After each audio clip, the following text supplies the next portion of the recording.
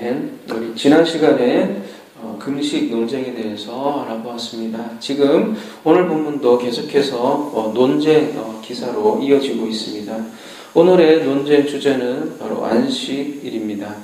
제자들이 밀밭 사이로 가면서 이삭을 잘라먹습니다. 근데 제자들이 이삭을 잘라먹은 것은 진짜 배가 고팠기 때문에 지금 잘라먹은 것으로 보입니다. 그래서 바리새인들이 안식일을 주제로 논쟁을 벌이는 장면입니다. 바리새인들은 예수님을 그전부터 계속 지켜와 봤습니다.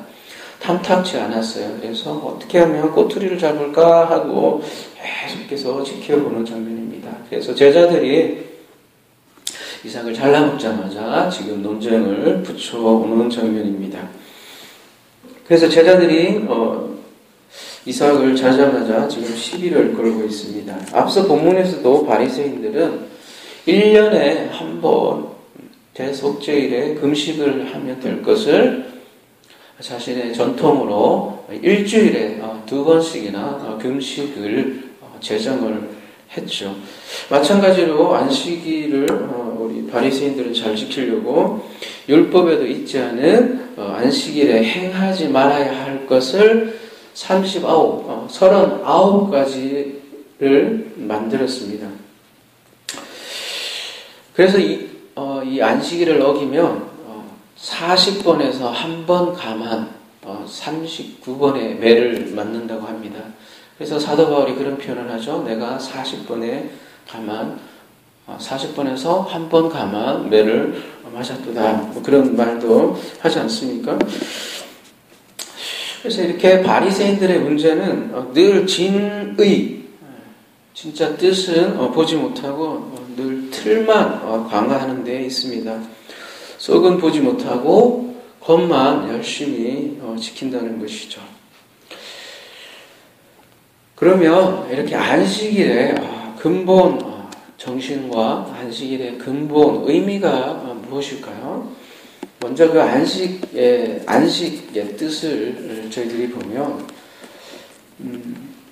히브리어로 샤바라고 합니다. 샤바. 그래서 샤바는 7번 말하다, 7번 되풀이해서 맹세하다라는 뜻입니다. 7번이요. 무려 7번이요. 히브리어에서요 2번 강조하면 많이 강조하는 거고요. 3번 강조하면 이건 엄청나게 강조하는 거고요. 그러니 7번 강조하면 이건 뭐 말할 수 없이 강조하는 거죠. 7번 만약에 강조하면 약속하면요. 이건 반드시 되는 약속입니다. 하나님만이 줄 수 있는 약속이죠.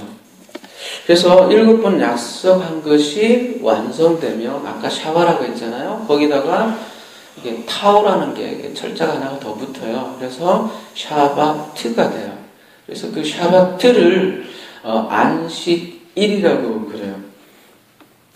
그래서 안식일은 하나님의 맹세고 샤바트는 하나님의 맹세의 완성이라는 뜻입니다.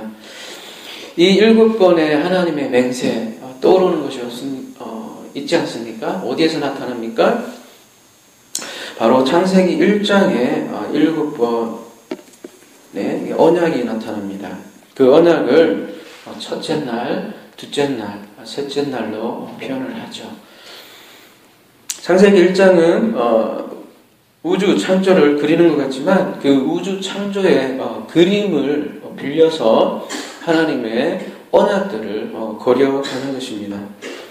그래서 창조 1일째는 어떻습니까? 흑암, 혼돈으로부터 시작을 하고 빛을 주시죠. 둘째 날은 물을 주시고 셋째 날은 씨를 뿌리고 넷째 날은 해, 달, 별을 주시고 다섯째 날은 생물이 되게 하고 여섯째는 생물이 되게 하고 날개하고 드디어 여섯째 날 하나님의 형상과 모양을 닮은 사람을 만들겠다는 것이 창세기 1장의 하나님의 7가지 약속입니다.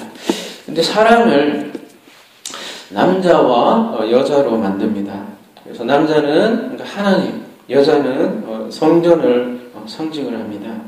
그래서 마치 칼과 칼집 영상하면 될 것입니다. 칼은 항상 칼집에 꽂혀 있어야 완벽하고요. 또 실과 바늘로 생각하면 될 것 같습니다. 완벽한 하나됨이죠.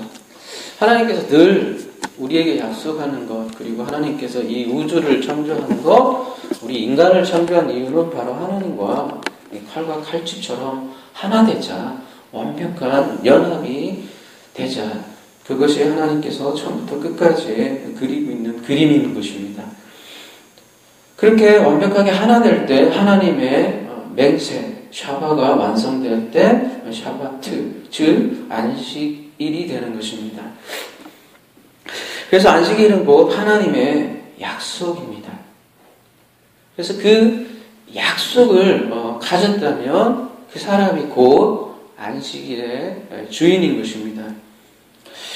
하나님은 족장을 통해서 이렇게 창세기 1장의 약속들을 이루어 가십니다.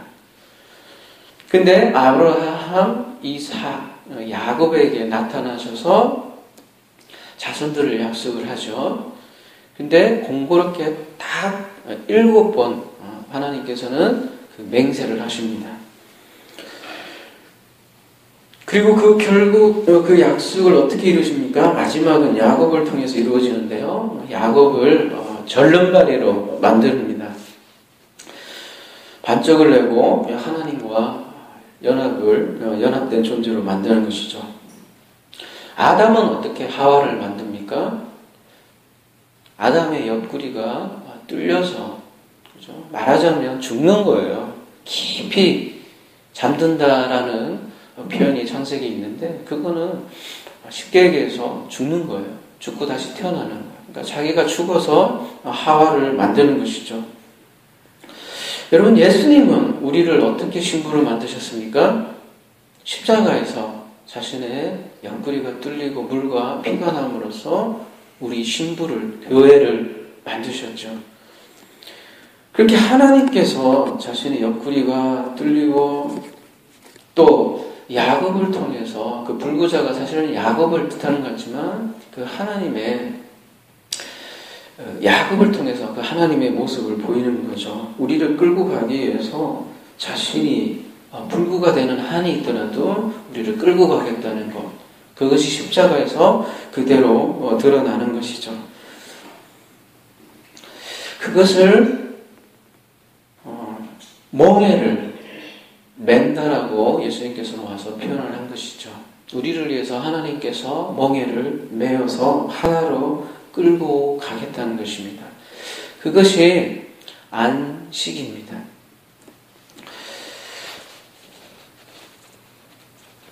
그렇게 하나님께서 옆구리가 뚫릴 때, 옆구리가 아프실 때 야곱이 이스라엘이 되는 것입니다. 하나님이 십자가에서 옆구리가 뚫릴 때 야곱을 뚫리는 것을 야곱을 통해서 묘사한 것이죠.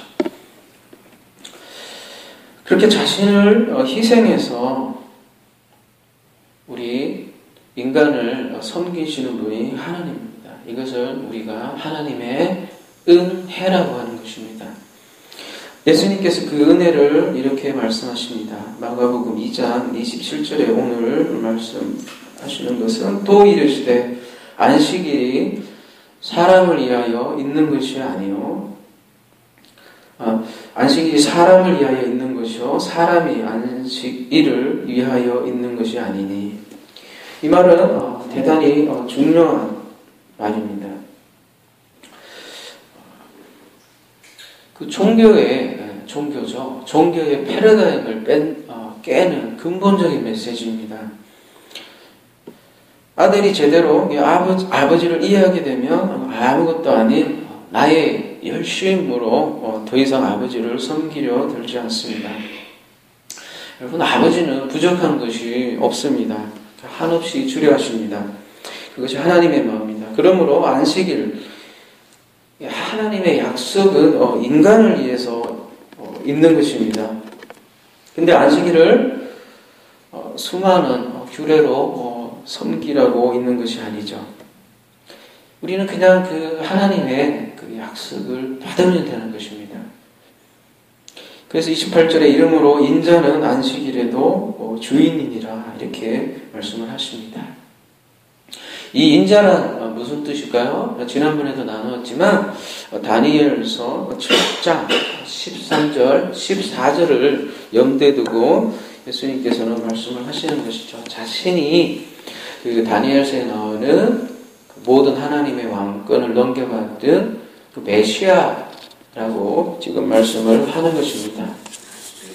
근데 오늘 본문에서 다윗을 언급한 것도 사실은 자신이 메시아라는 것을 간접적으로 나타내는 것이죠. 근데 이 인자는 말 그대로 번역하면요, 우리 개역은 학줄여서 인자라고 했지만 원어로 보면 그 아담의 그 아들이라는 뜻입니다. 길죠. 그래서 이 아담의 관사가 붙느냐 안 붙느냐에 따라서 굉장히 단어가 천지 차이가 됩니다. 영어로 더죠, 더. 이 정관사가 하나가 붙느냐, 어가 붙느냐, 더가 붙느냐 틀리듯이 아담의 정관사가 붙으면 진리가 된 사람, 그러니까 하나님의 아들들을 얘기하는 거고요. 근데 이 정관사가 빠지면 타락한 아담이 되어버려요. 근데 하나님은 7가지 맹세, 그러니까 그 안식일을 통해서 무엇을 만들고자 했습니까? 결국은 곧 정관사 붙은 하 아담을 만들기 원하셨죠. 근데 이 정관사 붙은 하 아담이 어떻게 됐습니까? 정관사가 없어지고 그냥 아담이 되어버린 것입니다. 그것이 창세기 2장 3장 내용이죠. 그런데 그 진리가 된 아담, 그러니까 하 아담은 그냥 만들어지는 것이 아니라는 것입니다. 아까 말씀드렸듯이 하나님의 옆구리가 찔리고 뚫려야만 되더란 말입니다. 하나님께서 대신 죽어야만 자신이 죄인됨을 발견하는 것이 인간이더란 말입니다. 얼마나 고약합니까, 인간이. 이 인자는 그래서 근본적으로 예수님을 뜻하지만 성경은 늘 이게 모든 것이 예수님 혼자 얘기만 되는 것이 아니라 예수님을 통해서 우리도 예수님의 길을 그대로 따라가는 것이 제자입니다. 그래서 성경에 중요한 교리가 있는데요. 유니언 크라이스트라고 해서 그리스도와 연합이라는 교리가 있습니다. 가장 중요한 교리인데요. 이 예수님의 모든 삶, 모든 말씀은 곧 나의 것이 되어야 된다는 것입니다. 그래서 우리도 인자들이 되어야 된다는 거예요. 복수의 인자들. 그래서 성경 읽을 때 우리가 정말 중요한 것은 이 성경이 모두 내 얘기가 돼야 된다는 것입니다. 그렇지 않으면 성경은 나와 무관한 것입니다. 성경을 막연한 과거 얘기가 아니라 오늘을 사는 바로 나를 위한 이야기라는 것입니다. 그래서 성경은 모두 그리스도를 향해 있고 이 그리스도는 결국 그리스도를 통해서 우리 한 사람 한 사람을 구원하기 위해서 이 성경책을 주셨다는 것이에요. 그러니까 결국 곧 바로 여기에 앉아있는 한 분 한 분 여러분 개인 한 사람 한 사람을 위해서 하나님께서 직접 말씀하신다고 생각을 하고 성경책을 읽어야 한다는 것이죠. 바로 여러분을 정관사 붙은 그 아담, 즉 진리가 된 사람으로 만들어 가려고 하는 것이죠. 역사는 바로 그 아담들을 만들어가는 과정입니다. 그래서 예수님이 유일한 인자라면 우리는 이 시대에 인자들이 되어야 합니다. 그래서 성경에서는 행위보다는 doing이라고 하죠. 그래서 그렇게 being, 존재를 그렇게 강조하는 거예요. 너희들이 어떠한 존재가 되어라. 바로 그 아담들이 되어라. 그렇게 얘기를 하는 것이죠. 그 존재가 되면 행위는 어떻게 됩니까? 행위는 그 존재에 걸맞게 나오겠죠. 처음부터 완벽한 사람이 어디 있겠어요, 그죠? 그러나 존재가 먼저 되오면 행위는 흘러나오게 되어 있죠. 근데 중요한 건 어떻게 그러면 그런 존재가 되는 것입니까? 여러분, 구원은 그렇게 막연한 개념이 아닙니다. 그리고 믿음도 또한 막연한 것이 아닙니다. 우리는 믿으면 천국 간다고 막연하게 생각을 합니다. 그리고 천국은 그렇지만 천국은 그렇게 막연하게 이루어지는 것이 아닙니다. 구체적인 내용과 순서가 있다는 것입니다. 바로 성경이라는 것이 우리에게 주어져 있고 그 성경의 내용대로 순서와 그 절차들을 따라서 우리가 가는 것이죠. 하나 둘 성경에서 말한 바를 이게 그대로 이건 내 거다라고 생각을 하고 쫓아가는 것, 그것이 예수님이 나를 따르라 한 그 말의 진이죠. 그대로 따라가는 거예요. 그냥 말로만 이렇게 따라가는 것이 아니라 예수님께서 지금 없잖아요. 육체 가운데 없잖아요. 그 말씀에 그대로 있으니까 그 말씀을 그대로 따라가는 것, 그것이 그리스도와 연합, 유니온, 크라이스트라는 것이죠. 그래서 성경 말씀이 그렇게 중요한 것입니다. 예수님께서 안식일의 주인이며 우리 또한 안식일의 주인이 되어야 된다는 거예요. 안식일의 주인이 되지 않으면 어떠한 일이 생깁니까? 바리새인과 똑같은 현상이 우리에게 일어납니다. 우리가 안식일의 주인이 되는 것이 아니라 안식일의 종이 되어버립니다. 종은 뭐 하는 사람입니까? 섬기는 사람입니다. 그래서 마땅히 안식일이라는 그 주인을 섬기려고 들죠. 이 모든 종교의 패러다임은 바로 이 종의 의식이에요. 인간이 신을 위해서 열심히 섬기는 거죠. 신을 최대한 못 빼고 섬깁니다. 그래서 순수한 마음으로 그러면 또 얼마나 좋겠습니까? 근데 계속 신을 열심히 섬기고 하는 그 이면에는 순수한 마음이 있는 것이 아니라 아주 교묘함이 숨겨 있습니다. 그래도 열심히 섬겨서 결국은요, 그 속을 들여다보면 무엇인가 반드시 얻어내려고 하는 교묘함이 숨겨 있습니다.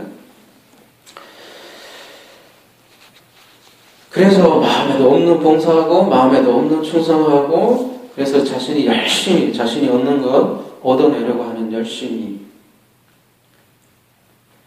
그리고 또 오랫동안 치성을 드린다고 하죠. 새벽에 물 떠놓고 기도를 하고, 그런 모습들이 우리 오래된 종교 속에서 계속해서 흘러 있고 모든 종교의 특징이 똑같습니다.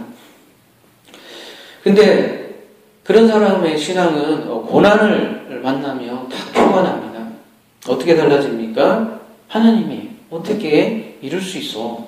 내가 그동안 그렇게 열심히 봉사하고 충성하고 시선을 드리고 그렇게 기도를 했는데 하나님은 어떻게 나를 이런 고난에 처하게 할 수 있어? 나를 어떻게 이렇게 아프게 할 수 있어? 어떻게 나의 가족을 갑자기 데리고 갈 수 있어? 이렇게 하나님께 따지고 든다는 것이죠.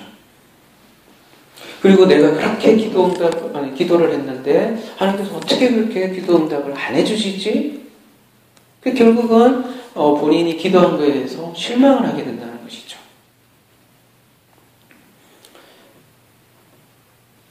그러나 안식일의 주인이 된 사람들 어떻게 합니까? 그러니까 하나님께서 약속하신 그 7가지 맹세의 내용을 하나하나 배워간다는 것이죠. 그렇다면 그 약속의 내용을 분명히 배우고 알고 해서 그리스도와 온전한 연합으로 나가는 것입니다. 그래서 아버지가 하시는 모든 일을 그대로 받아들이는 것입니다. 고맙습니다. 감사합니다. 그러면 그냥 되는 거예요. 나에게 이런 고난이 주더라도 고맙습니다. 하나님께서 나를 야곱에서 이스라엘로 만들려고 그러시는구나. 고맙습니다. 교통사고 나도 고맙습니다. 많이 차이가 나지 않습니까? 자, 우리가 할 일은 그겁니다. 하나님께서 주시는 거 고맙습니다. 감사합니다. 마치 엄마가 음식을 맛있는 거 줄 때 자식들이 드릴 최고의 찬사는 그거지 않습니까? 감사합니다. 고맙습니다. 맛있네요. 맛있네요. 근데 자식이 그걸 안 하고 뭔가 자꾸 그죠? 그 밥값을 엄마에게 자꾸 내려고 하면 그 엄마에 대한 엄마는 어떤 생각이 들까요? 좀 섭섭한 생각이 들 겁니다. 하나님 마음은 온전히 그런 것입니다. 물론 때로는 그래서 하나님이 제가 자꾸 섬긴다는 얘기를 자꾸 하는 것은 예수님께서 그렇게 말씀하셨어요. 내가 온 것은 내가 섬김을 받으려고 온 게 아니라 너희들을 섬기러 올게. 심지어는 내가 죽어줄게. 심지어 내가 너희들을 위해서 너희 죄값 다 지고 대성물로 죽겠다라고 예수님께서 오셔서 얘기를 하셨어요. 그래서 하나님 나라가 결국은 다스림인데요. 그 다스림의 성격이 예수님께서 오셔서 섬겼다는 거예요. 우리는 상상을 못하잖아요. 어떻게 높으신 전능하신 하나님께서 우리를 어떻게 섬기실 수 있을까 이렇게 생각을 하지만 그것은 종교적인 우리의 패러다임이에요. 모든 종교가 그렇게 생각을 하고 있다고요. 우리는 항상 하나님을 섬겨야 돼요. 아니요, 하나님이 아니라 보통 모든 종교의 개념은 신이죠. 신에게 섬기고 지선을 드려서 그래야만 내 마음이 뭔가 찜찜함이 없어진다는 거죠. 그렇지만 예수님께서 오셔서 분명히 얘기하셨습니다. 그냥 받아라. 그것이 은혜다. 너희들이 할 게 아무것도 없어. 그걸 깨닫는 게 바로 구원이라고 하는 것입니다. 그런 자에게 주시는 은혜의 선물이 바로 구원이라고 에베소서에서 또 말씀을 하시는 것입니다.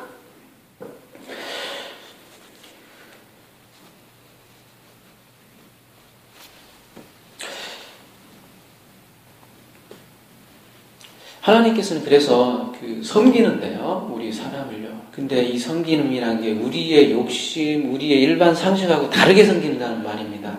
하나님께서 섬긴다 하니까 또 이렇게 생각하는 오류가 있죠. 하나님께서 무조건 우리를 잘해줄 거야. 이렇게 생각할 수도 있다는 것이죠. 그러나 하나님의 섬김의 방법은 또 전혀 다릅니다. 우리가 생각할 때는 일취월장, 성공 보장될 것 같은데 예수님을 믿는다고 전혀 그렇지 않습니다, 여러분. 똑같습니다. 자녀 학교 가는 것, 우리가 직장에서 성공하는 것, 이런 거, 신앙과 상관없이 똑같다는 거예요. 사고 나는 거, 자신이 아픈 거, 하나님께서 똑같이 허락하신다는 것이죠. 아니요, 어떨 때는 오히려 교회 다니는 사람들이 예수님을 믿는 사람들이 더 아프게도 하신다는 것이죠. 우리가 생각하는 그 섬김의 다스림의 방법이 전혀 다른 것이랍니다. 욥기에서 그것을 잘 설명해 주시지 않습니까? 욥이 바라는 하나님과 하나님의 진정된 모습이 틀린 거예요. 그렇게 섬김의 훈련이 되어질 때 하박국의 고백이 터져나오는 거예요. 그래서 우리가 이해할 수 없는 사고를 만났을 때 신앙이 확연히 드러나는 것입니다. 그때 진짜 신앙과 가짜 신앙이 확연히 갈라지는 것입니다. 우린 그렇게 아버지의 말씀으로 계속 채워야 합니다. 이 말씀을 통하여 아버지를 알아가는 것, 그것이 신앙생활의 전부입니다. 아버지의 말씀으로 채워지면 나라는 존재는 없어지고 종된 마음도 없어집니다. 나를 없앤다고 없어지지 않습니다. 죄를 없애려고 한다고 없어지지도 않고요. 그냥 성령으로 충만하면, 곧 말씀으로 충만해지면 내가 없어지는 것입니다. 그것을 어려운 말로 다나토스의 죽음이라고 하는데요. 복된 죽음이에요. 생명이 되는 죽음을 날마다 죽노라, 그렇게 사도 바울은 얘기를 한 것이죠. 이 죽음을 우리는 계속해서 죽어야 됩니다. 여러분, 그래서 죽음은 사랑해야 됩니다. 여러분, 죽음이 곧 생명이기 때문입니다. 너희들은 자기만이 가득하고 율법적 신앙을 안 하면 축복을 못 받을 것 같으니까 하기 싫어도 억지로 합니다.